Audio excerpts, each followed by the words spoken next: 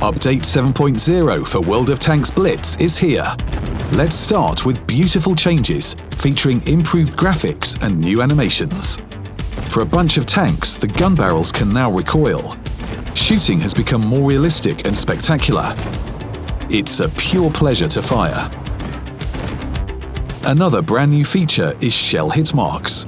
This is probably the most noticeable change. Shell hit marks can differ. They depend on the caliber and type of shell that hits a tank. This is what a penetrating hit looks like for armor-piercing composite rigid, high-explosive anti-tank, and high-explosive shells. For a non-penetrating hit, these non-penetration marks are displayed. Shell hit marks will remain on the tank until the end of the battle. But for FPS to remain steady, all marks are displayed only within 100 meters when in third-person view, and within 400 meters when in sniper mode. Shell hit marks are not only beautiful, but useful. Now you can see where a shell hit landed, even in cases like this. You can also analyze the shell hit marks on your own tank to help you choose your position wisely. Another newly added graphics feature is tank track marks. They'll make gameplay more realistic and help you feel the weight of the tank. Now tanks are truly heavy steel monsters that leave clear tracks behind. Other visual improvements were made to better immerse you in the battle atmosphere. Flame, dust and smoke effects were improved and now cast dynamic shadows. Look at those beautiful flames of burning tanks. Destruction animation became more realistic. Fences and small buildings now fall over in the direction of the tank's movement. Another improvement was made to the waterline. It became smoother. Now you can stand on the shore for hours, enjoying the tide. Tank track marks and shell hit marks are not available on some mobile devices, and dynamic shadows require a high-performance graphics processor. Before enabling these settings, we recommend you read the news via the link in the description. New graphic improvements can be adjusted to suit your device. Just go to the Graphics tab of the menu and select the optimal settings. Update 7.0 will introduce new light tanks, British light tanks. Their branch starts at Tier 8.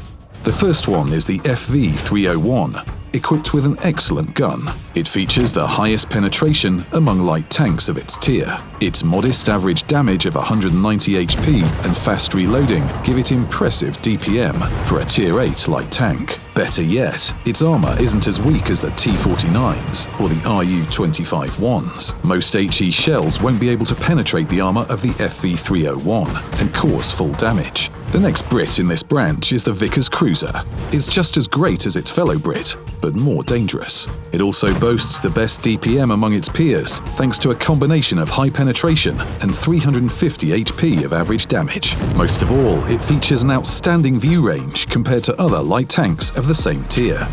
And now the best of the bunch, the British Tier 10 sniper, Vickers Light 105.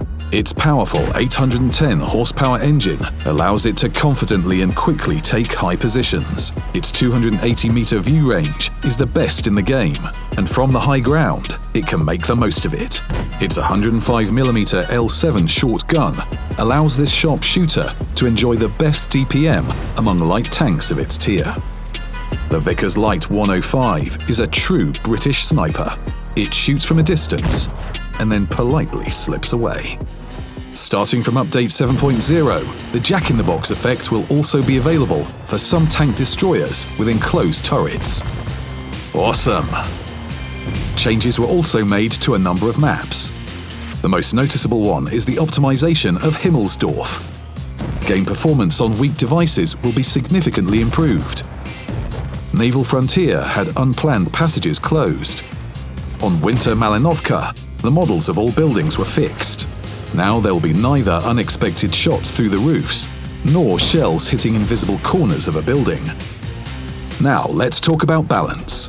The reticle calibration and improved engine power boost consumables were added for US tank destroyers from Tier 7 to Tier 10. The view range of the STB-1 was decreased from 270 to 260 meters. This was done to encourage tankers to play more actively in this vehicle. The engine power of Tier 10 light tanks was changed. It was increased for the Bar chart and decreased for the Sheridan. In addition, the Frenchman now fires more accurately due to decreased dispersion on the move and on hull turn.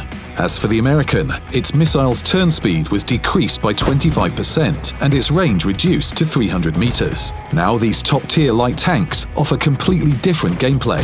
The Bar chart is a fast and rapid-firing drummer. It quickly arrives at a destination, reels off its entire magazine, and swiftly changes its position. The Sheridan is less dynamic, but just as powerful.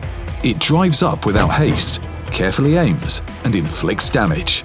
The new British Vickers Light 105 plays the role of a sniper. It takes a high position, spots the enemy, and delivers damage from a long distance. There's one more improvement.